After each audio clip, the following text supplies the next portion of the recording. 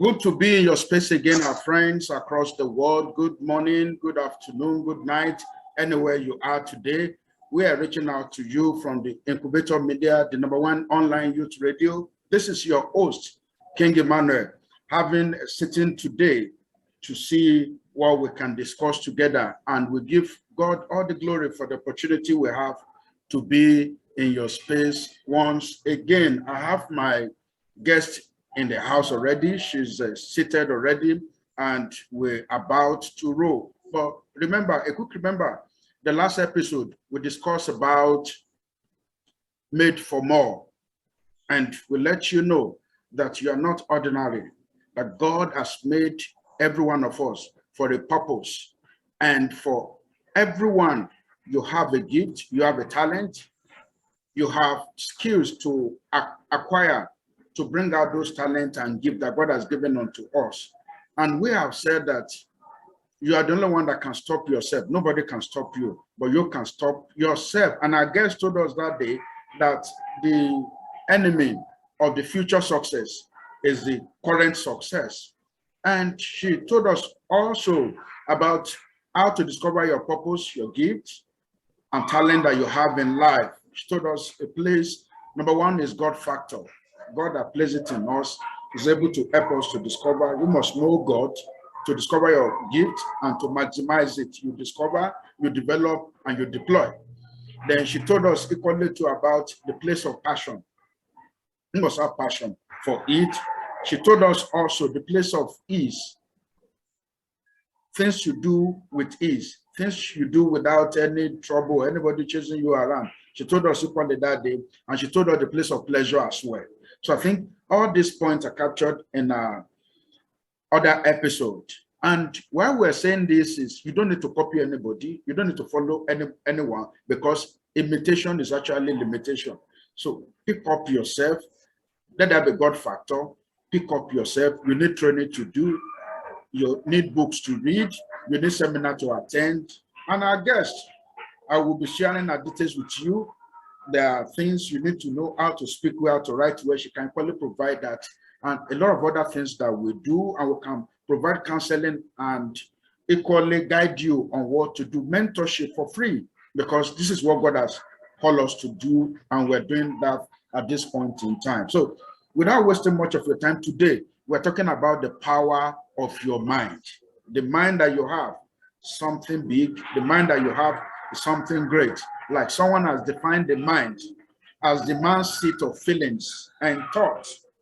And equally said that is the intelligent faculty of man that has ability both to think, to reason, to meditate, to talk, and is able to store information and able to equally store it, process it, and bring it back at the time that we require it. That's our mind is so powerful. If you can work on your mind, you can vision it out. There's nothing you see that God cannot give. Remember, God told Abraham that all the land I have given unto you, he can see all the land. If he can see it with his mind, he has given unto you. Even at that time, he doesn't have a child, but God was saying that I will bless the whole world through your child. And Abraham was able to see it at that time, even when it did not even exist. Because the Bible said that he was able to see the thing that did not exist. And eventually it comes to pass. That's how powerful our mind is. So this morning, our guest is with us. I will remind you again, her name is, I call her Coach Ruth, Temitope Kayode, a young Christian who is passionate about living a purposeful and a balanced life. And not only that, she's a writer, she's a public speaker, a spoken word artist, and as well as the founder of the Excellentia, a brand that offers speaking and writing services, as well as train other people in what she does. And her drive is God, purpose, and heaven. So, our coach, good to have you on the program today. Thank you, sir. All right.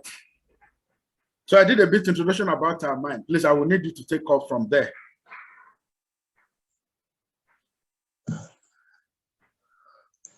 All right. Thank you so much, sir. I appreciate this privilege. So speaking on the power of our mind, I made a bit of research, and I got to discover that our mind is about the strongest weapon that we can possess, or that we possess, the strongest weapon that we possess. Because so much of what we become or do not become is as a result of the state of our minds, Absolutely. And basically, our minds influences three major aspects of us as humans. Our mind affects our thoughts, our feelings, and our desires. Our thoughts, our feelings, and our desires. In the state of your mind that determines the thoughts that you produce, what you think or do not think. In the state of your mind that determines how you feel. What do you feel? Feel happy, you feel sad, you feel depressed, and all of that. And then your desire, instead of your mind that controls what you want or do not want. So majorly, I'll say the mind is the center of everything that springs out of the human. It's the mind that controls our feelings too. And then you talk about a part of our heart also being basically the mind is a mental structure of what the brain actually is. Just the way the lungs is responsible for respiration, the brain is what is responsible for the activities of the mind. So some people use brain and mind, they mix the two, or they use them interchangeably. So basically know that the mind is the center for all the activities that you carry out, the things you do or do not do. When you see someone acting in a bad manner, just so that the state of his or her mind is actually bad already. That's why it's important that we have a good control of our mind, a good control of the things we think, so that we can produce excellently. Especially as Christians, we have a whole lot of advantage of taking a control over our mind, so that whatever we bring out will be to God's glory and then to the edification of those around us. Thank you very much. And she has made it very important, how important our mind is. Because our mind is our life. When a man lost his mind, he can no longer stay with people. And that's why we see people that roam on the street. So, oh, unfortunately, this man lost his mind. So that's how important mind is.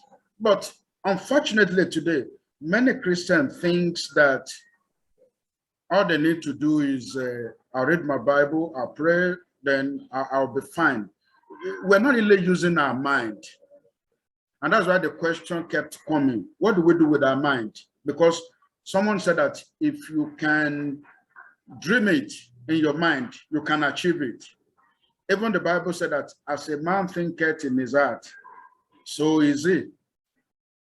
And so the question will be that, what are we doing with our mind? Are we investing in it, or we're wasting it? Because mind is something we don't want to waste. So I will need you to come in this place. There was a quote I read in my former office. It said, mind is a terrible thing to waste. So to our Christian friends, or people that are listening to us, why is it that we've not been able to lay hold of our mind the way we ought to? A lot of us, we believe in prayer, which is good. But really in the place of creativity, where do our mind, where does it stand? I need to take it up from there.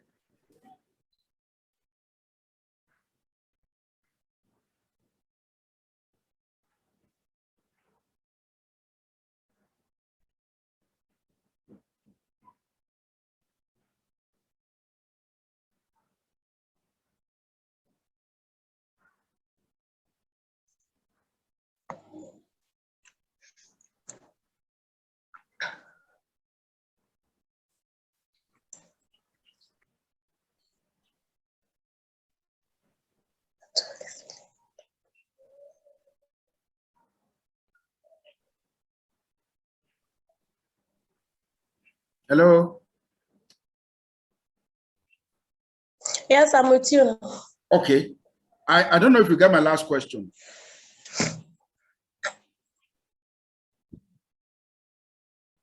I did not. Okay, let me have a recap. What I've simply put is this, that God was talking to Abraham and was saying that the whole land, if you can see it, he has given the whole land unto him. And he believed God. And everything God has said came to pass. And like Bible said equally to that, as a man thinketh in his heart, so he is. That means that if you have a good thought, your life will be good. If you have a prosperous thought, so also your life will be. If you have a weak thought, your life will be weak. If you have a poverty mentality thought, equally to the life is going to be. So the question today is, why is it that, especially as a Christian, as a young people that listen, that we've not make so much use of our mind? If our mind is that valuable, if our mind is that big to what we achieve and to what that happens to us in life.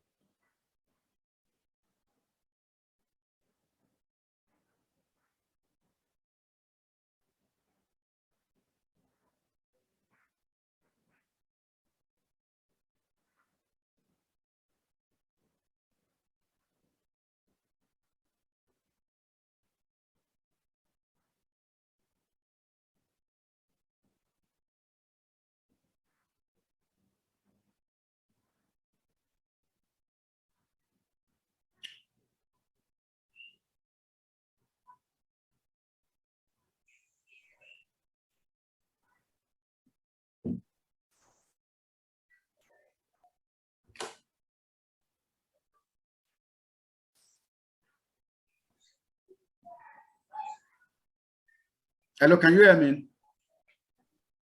Yes, I can. Okay, thank you very much. I said the line went up, but I would really appreciate if you can take us through again. You talk about reading, meditation, environment, then cutting off the bad energy before the thing went up the last time. All right, sir. So I said cutting off bad energy implies taking charge of your environment. Okay. Be very careful of your environment, because you definitely cannot put hot food in the freezer and expect it to remain hot. So, and one important thing with the environment is, if you stay around people who put their mind actively to work, to being creative, they task their mind to bring out great ideas, there's definitely going to be this charging up in you, that something just fired up in you also and put your mind to work. And then you discover that just like the people around you, you become that creative.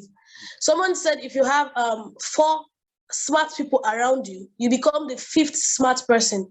So if you want to be a very creative person, one who brings out great things out of his thoughts and imagination and all of that, you should take note of your environment. And then I said there's a place of rest and sleep. Yes. Rest and sleep. You see that most times the reason we are not as creative as we should be is because we are mentally stressed. And mental stress is one of the kind of stress that we put one down so much, because when you're mentally stressed, you can barely think of anything straight. You can barely produce something worthwhile because your brain is under so much pressure. Your brain is not allowed to work very freely. It's as though it's being choked. Okay.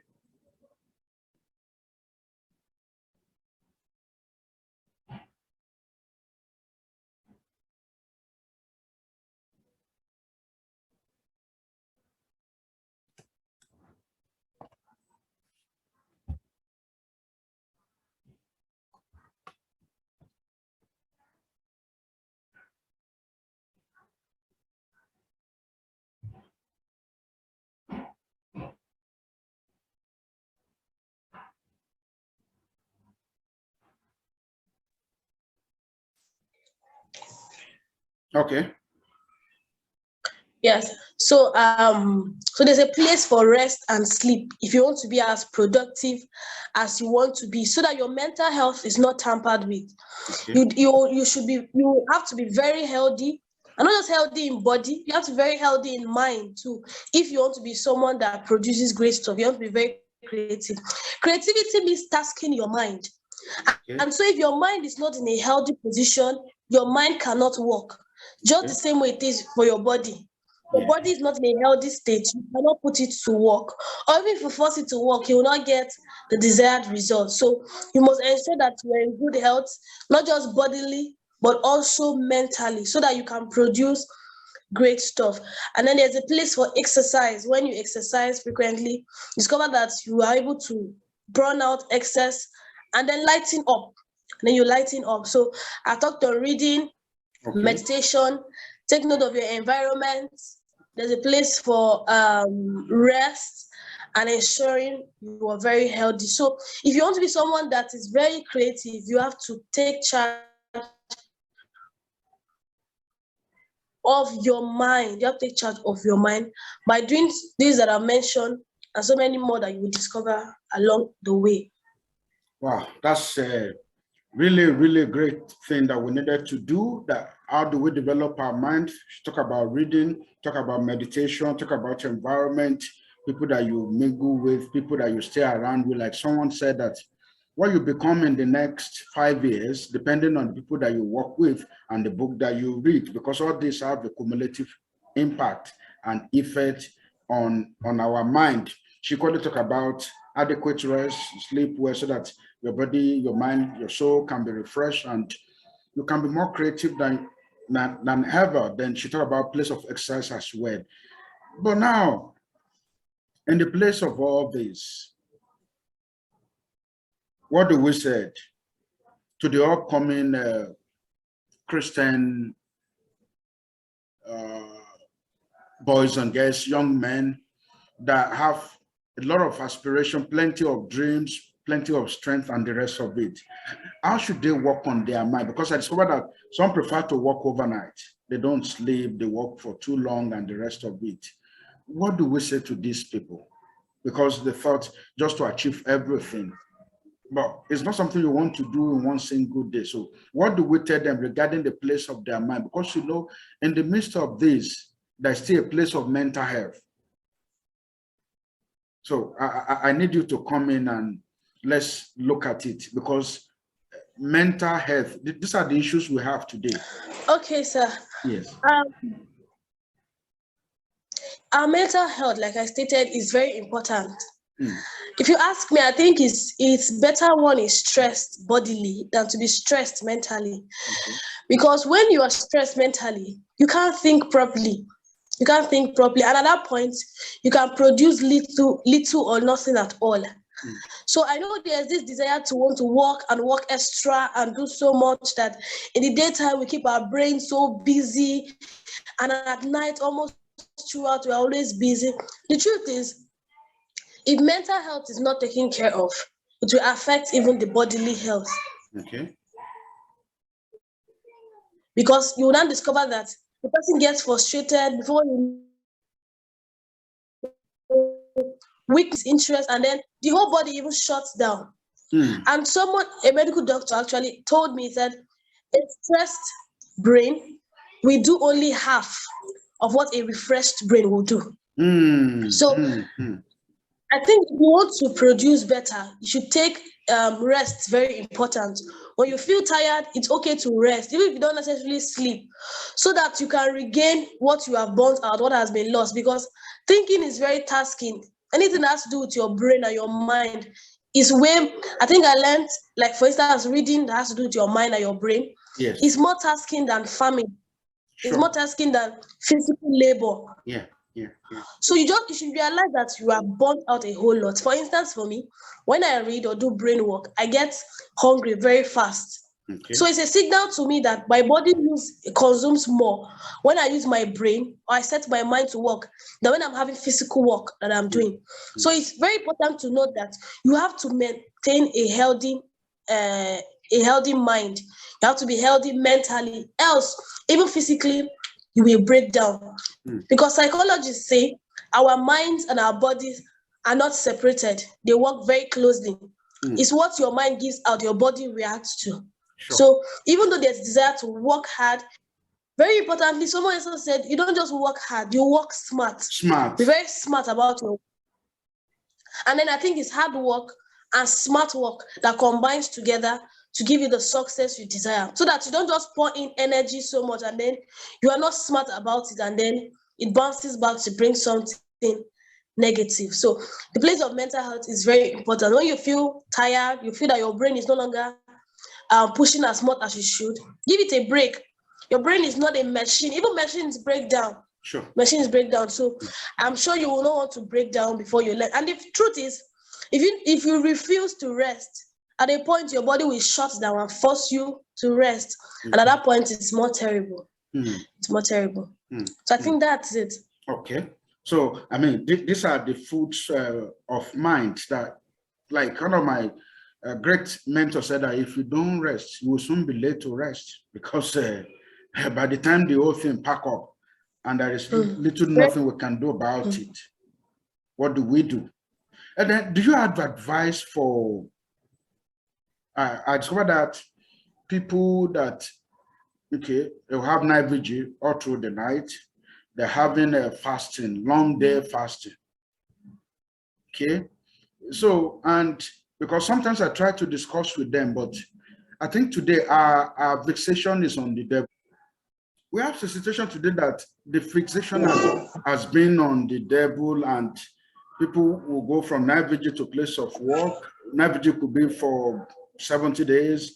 The fasting and prayer is equally going on. And at the end, I've seen people falling sick. At the end, I've seen so many things happening.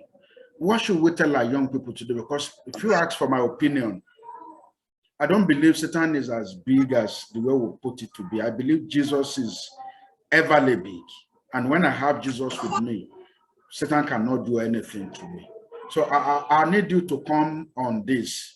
How do we address this situation of the thing? Instead of people using the mind and what God has given unto us, we are not willing to use, but we're looking for a shortcut, we're looking for alternative, looking for something else. I need you to bring us on this. Okay. I will still say the solution to this is understanding the place of balance. And then one would not take note of what balance should be. And then the repercussion of imbalance comes. We should be ready to take on the responsibility, the consequence for our actions, and stop blaming the devil. First of all, on the balance note, we should understand that we are humans and we still have our limitations, and we still have the how much we can stretch. So we should understand that it's medically explained. If you stretch your body beyond a certain limit, it's definitely going to break down. Is definitely going to fight back and say, no, I've gotten to the extent to which you can pull me. And that's why sicknesses come, because people do not rest. And so their body cells get weak. And then automatically the body is forced to shut down. Because at the times where people should take up rest or feed properly and all of that, they do not. And it's amazing, in quotes, to know that there are Christians that neglect medical things that they should abide by medically, medical rules and all those observations, because they feel they have promises on healing and health. So it's okay to just dump whatever the doctor says and not pay attention to it. And it's very wrong. We are still humans. As much as we claim the promises of God and then want to embark on spiritual activities and all of that, let's consider the fact that we are still in our human bodies. Even Jesus Christ, while he was on earth, he had times where he had to eat, they had to rest, and all of that, because he realized the fact that he came in human flesh. He was not all spirit at that point. So let alone we that we know fully we are 100% humans, and then we still have our spirit man and all of that. We should not feed our spirit man at the detriment of our physical bodies, because we still remain humans. And if we break down, we cannot still embark on those spiritual activities. So we should ensure that There is a balance in all of it. And then when we do whatever we do, and then there's a repercussion for not doing things rightly, we should learn to take responsibility for our actions. That's what it means to be someone responsible. That means you know that you should have taken either the left or right path, but then you chose one over the other. And then the consequence for taking that comes. And then you should be ready to face it or face whatever comes, because you make decision of your own accord. And then we should stop blaming the devil. Even though a minister said the devil is already unfortunate, that all bad outcomes are always related to him. But then if you keep blaming the devil, you will never grow out of it, and then you will never learn. You will never learn, because you always have somewhere to dump the blame. You will never learn, and then you will never grow. So I think it's about time we begin to rise up to taking responsibility for our actions and our inactions.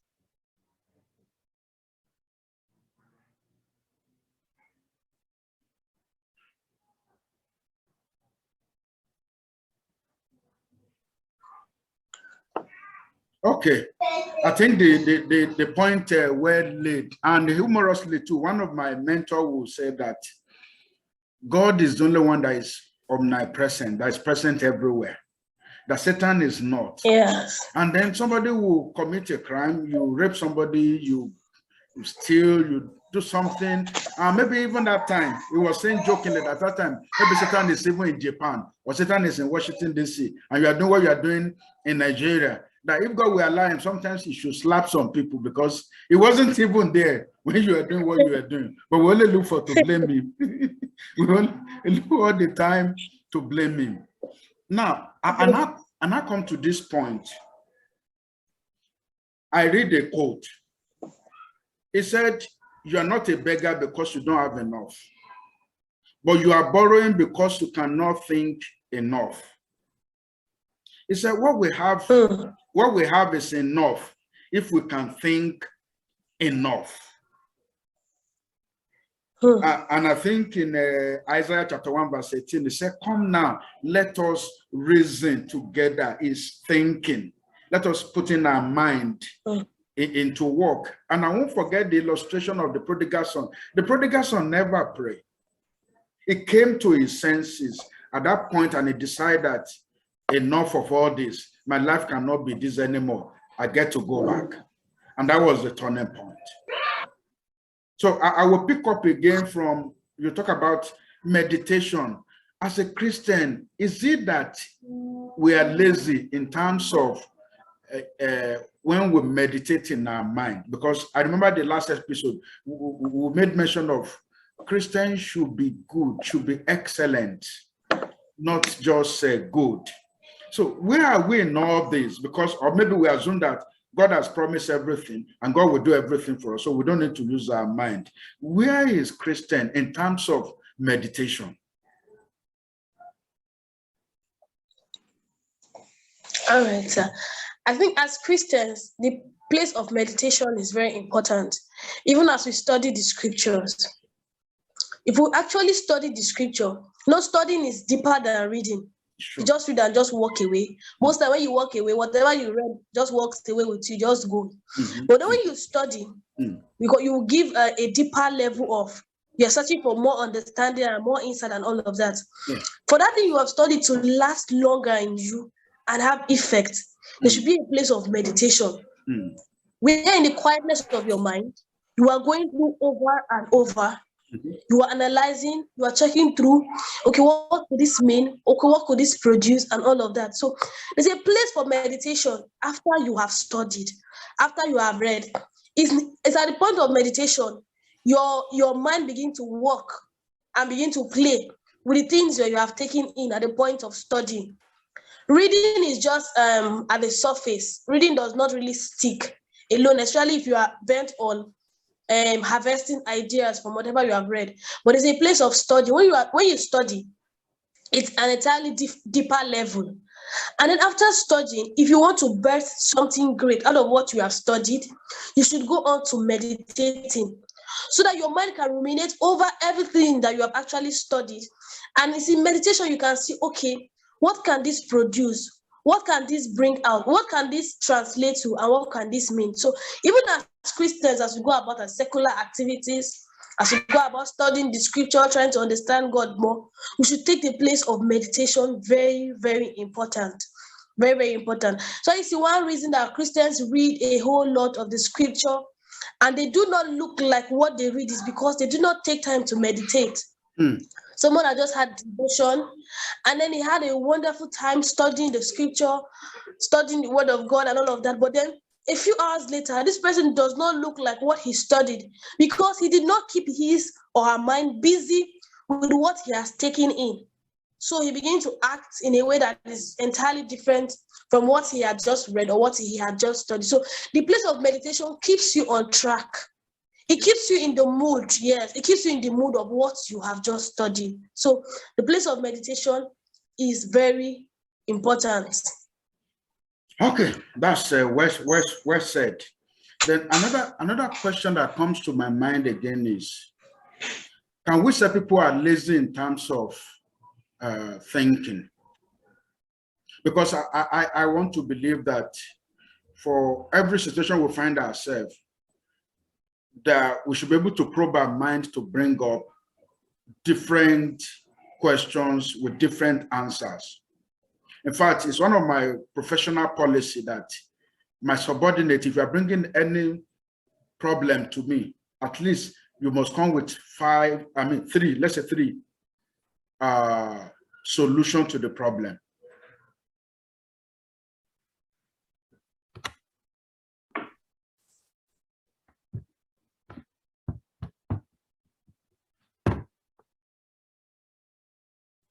Okay, so I'm coming to the place of meditation. I mean, you've talked about meditation, then I'm equally bringing up that, okay, the materials that we read today, what is their place in what we do?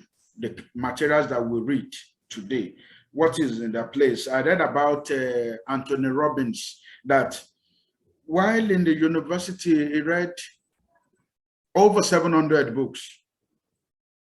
And the mind was already open up, and he could take on so many things. He was a consultant to many presidents of the United States and some top executives of 500 Fortune's organization. So today, I want us to press it a bit further. Materials that we read, how do we make the best of them? Materials other than spiritual books and the rest of it. How do we make the best of some of this information at our disposal?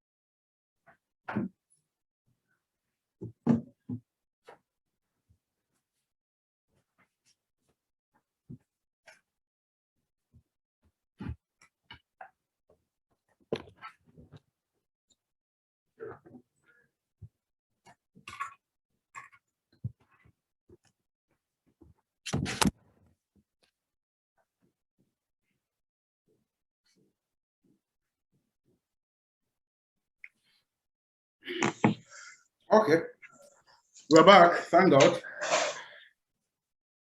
So my question is on the materials that we read, that independently, because now let's be sincere with this, the kind of educational system we run today do not really equip the mind.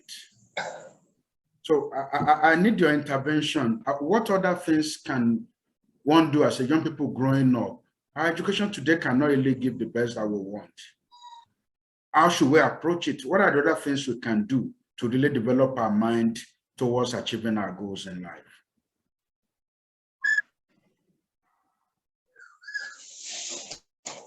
Okay. Aside reading,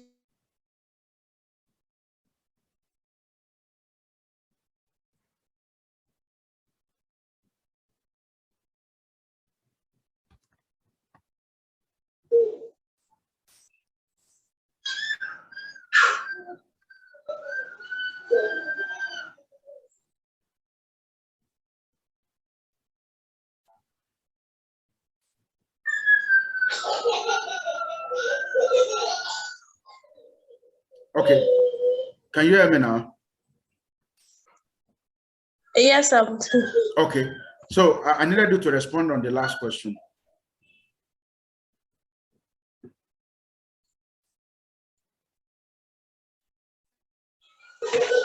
okay. I think this the answer I'll give here is just the same as the answer as what I explained. Okay.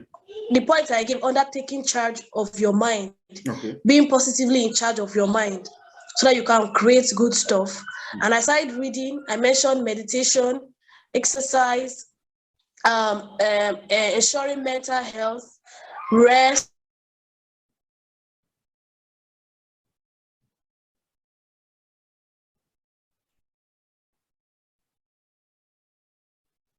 You have to be interested in self-development. So people are just okay with being where they are, and I think that is not good enough. First of all, the first step to take in self-development is to be interested as an individual, to pay the price to ensure you move from the level you are now to the level you ought to be.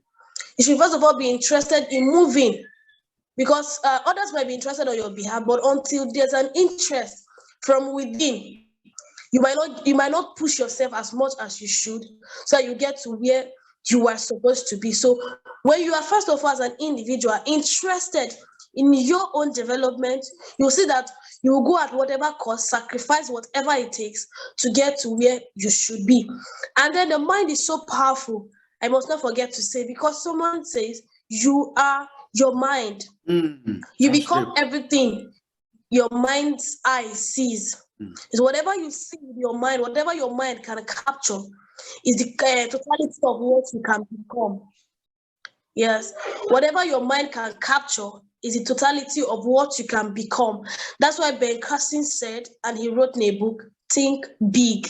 Yeah. If you Yeah. think big stuff, it shows that you are capable of becoming something very big.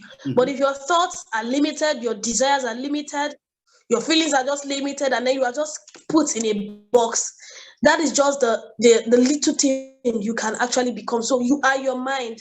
And that's why, as young people especially, it's expedient that we give whatever it takes to ensure that we are positively in charge of our mind, because the psychology says our minds and our bodies, they work together. The actions you take is hanging on the weight of your thoughts, the condition of your mind. So if you want to take giant strides, you want to do great things, you should ensure that you are fully in charge of your mind, so that you become everything big that you think you can become. Those that battle with self-esteem and various limitations, I tell you that it started from their minds. They felt, oh, I can't do it. I can't become this. I can't become all of that. And eventually they spent all of their life not becoming anything worthwhile. And then that's what differentiates the great people from the average, or from those that are the mediocre category. It's all about the mind. So it's important that we position our minds and become that great thing first that we desire to be, first of all, in our mind, so that the manifestation can come forth. Okay. Thank you, sir. Thank you very much. This is getting to where we're really going about it. But another thing I wanted to throw, fine, I've agreed we must take responsibility of our lives. We must take responsibility of ourselves and where we are going. But today we have a situation whereby people doesn't want to read. Reading culture is on the lowest ebb. All we wanted to do now is to watch. What to do now is to do audio. So how do we encourage people, going back again, that reading is the only way to make our mind healthy, creative, and to function the way God wanted it to function.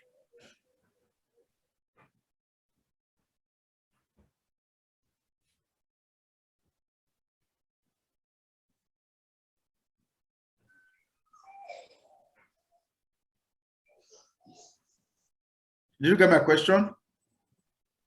No, sir, I did not. Okay, here's my question. I said today we've established that reading is a greater part of how to develop, to make our minds creative, healthy, and to achieve the fullness potential that God has created before us.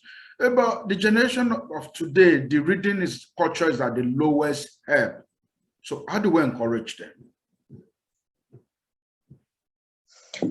Okay, I think we have to first of all make people understand the importance of reading, and make young people understand that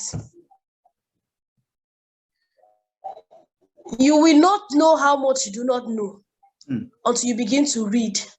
And I think I had the experience personally. I think I felt I knew so much about so many things.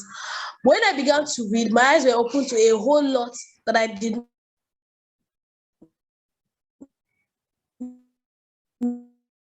know. And it's a great way got to this. And then reading, I told some people that if you want to learn to read, first of all, you have to read what interests you. Okay. You cannot pick something you're not interested in. You will not, because you are just learning the act of reading. So first of all, read what interests you, so that you can find, once you have interest in it, you can stay on it reading, and then you read through, and then gradually you want to read more. You want to know more about it. Before you know, you become someone that's very interested in reading. And then I tell people, you start gradually too. You are learning to read. You know, just pick a book that has 500 pages, because when you're just starting out, start gradually. When you pick what interests you, start with a book that has a small volume, so that you can read through in no time and you are done. Because it becomes very frustrating when you are reading and reading and reading and you are not done. First of all, be interested in it, and then pick a book of small volume. Having, first of all, the background understanding of the importance of reading. So I think that just basically it. First of all, if people understand why they should read, they will want to read. That's fair enough. At least if they understand the importance of it and what it's going to do in their life, we will not need to beg them to really read. Another question that comes to my mind is, we have a situation whereby we have some students here that second class, third class, but when they find their way to United States or United Kingdom, you see them coming with first class or leading their class. Is it really all about our mind, or how do we overcome the effect of environmental factor on our mind and our performance? Okay, I think for that,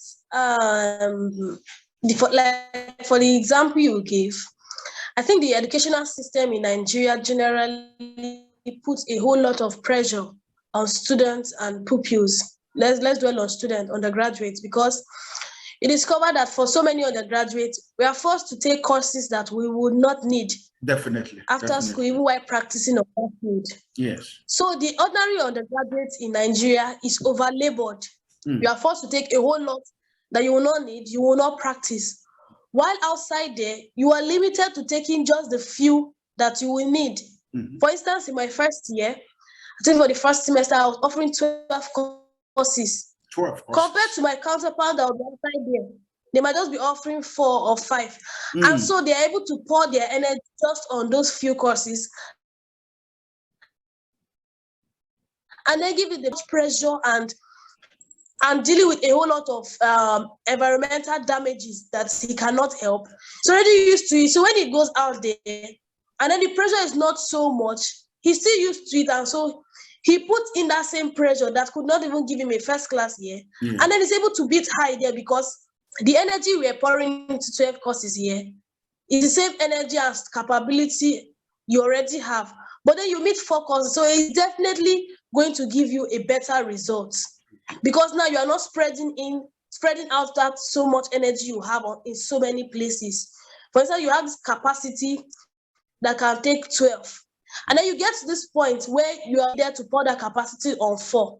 Definitely it will give you a greater harvest, to give you a better yield. So the mind can also be affected based on environment and certain things that we cannot change, that cannot be disputed, but we still have a responsibility of taking hold of our mind to produce great stuff out of it. Since it is in this same Nigeria and under the same condition and pressure, we still have people that are doing exceptionally well. So I think we have every reason, based on examples of great people we have, to still be the great persons we have to be, since we are in situations that we cannot change or we do not have control over. So until we get to situations where we have control over the things around us, I think we should just make the best out of the situations we find ourselves. I understand that we should make the best out of our environment. We change the one we can change, we accept the one that we cannot change, and then we move on to get the result that we require to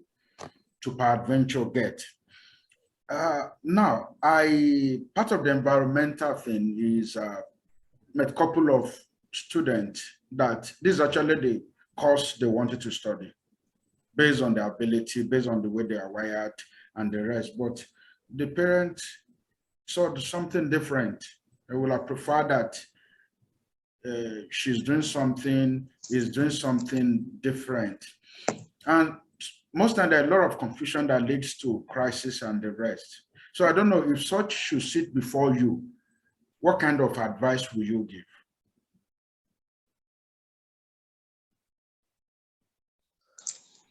I'm sorry, I don't know if I got the question. Is it a child wanting to do something different from what the parent wants? Exactly. And the parents were saying, no, this is what we think it will be good for you. I mean, Christian parent now, I'm not just picking a parent on the street. And it's like going to lead to issues, and the child know that this is what I'm called out for, this is what I'm wired for, but they don't really see it that way. And nobody is going to really be able to convince them. And such a child is sitting before you, because to me, equally again, it's part of the environment. Like in a developed nation, you don't force a child to do what they cannot do and the rest of it. So such is sitting before you. What will be your advice?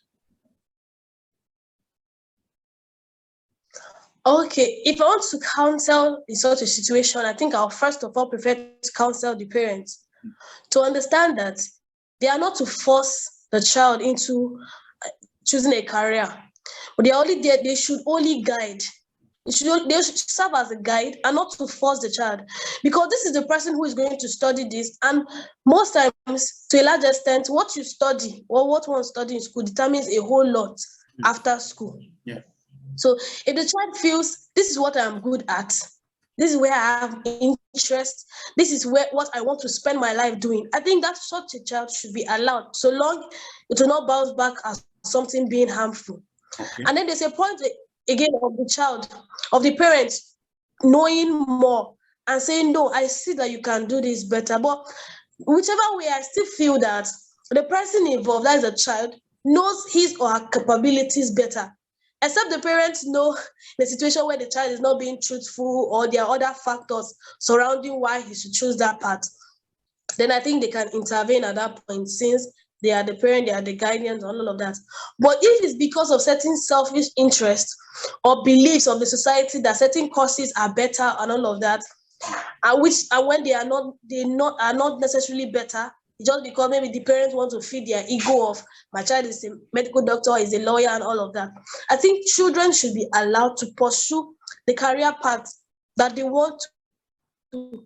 And that's what differentiates most of African education from that of the whites. You see the whites, that most of the children are allowed to flow in the path that they want to. That's why you see their education is laced with passion. This child is passionate about what he's studying.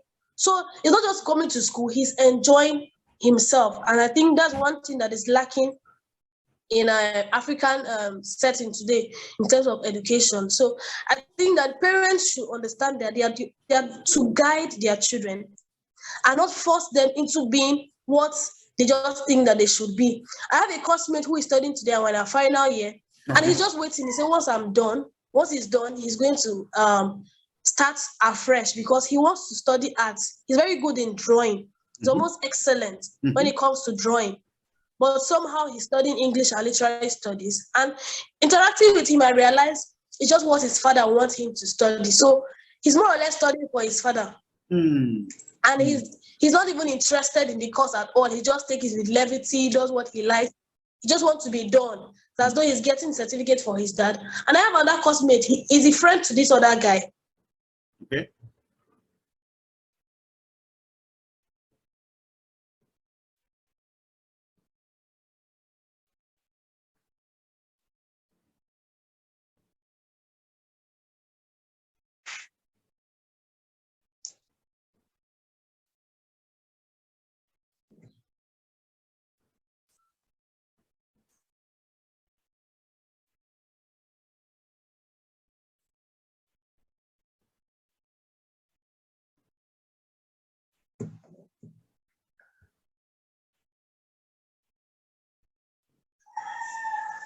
Okay, I wanted you to finish up your thought on those classmates that you're making reference to, that they are studying for the parents' sake. Not to be waste of time. I needed to finish up on it. Yeah. Okay. All right. So I have another classmate who happens to be a friend of this other one, and he's so good with the computer. Like, he understands the computer, and there's little or no question you ask, especially about the internal stuff, operating a computer. He understands it so well. And looking at his passion and all of it, this guy should be in the sciences, and then he should be studying computer science. So I don't know how he landed in English and literary studies, but I think I learned it's also the desire of his parents that he studied this. And then you hear them saying, my parents said, if I don't study this, I'm going to pay my school fees myself. And then they didn't have the means, so that was the only way to tie them down. And they are not enjoying themselves here. They are just trying to struggle to push on and all of that. So imagine what the outcome would have been if they were allowed to be where they felt they are supposed to be. So I think the counsel, first of all, should be to parents to understand that they should just help the child to navigate through and to make decisions, and not compel the child to be what they just want to be, especially when it is out of selfish interests and ambitions. Wow, this is fantastic and very good example you've given that will really make us understand some of all these things better, because what a way to go if you need to waste the whole 4 years only to run on a mission and to come back and to be looking for a way to start all over again. What a way and what it is. Okay, our friends over there, we've spoken about your mind today. I know something, that anything that is not being put to use will cease to function very well. Putting your mind to proper use, putting your mind to adequate use, and it will give you the kind of result that you wanted. And, all right, so, and that's our discussion today. Maybe your final word in 2 minutes, 2 seconds, I mean.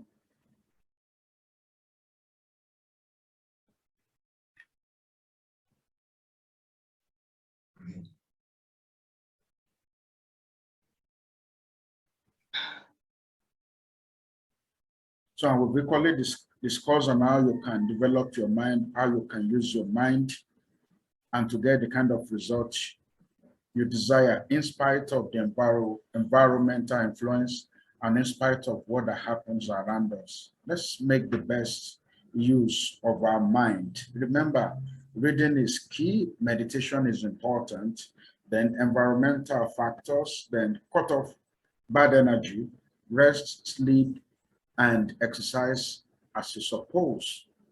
And with all this, you're on the path of success. All right. Let me have your final take before we close today.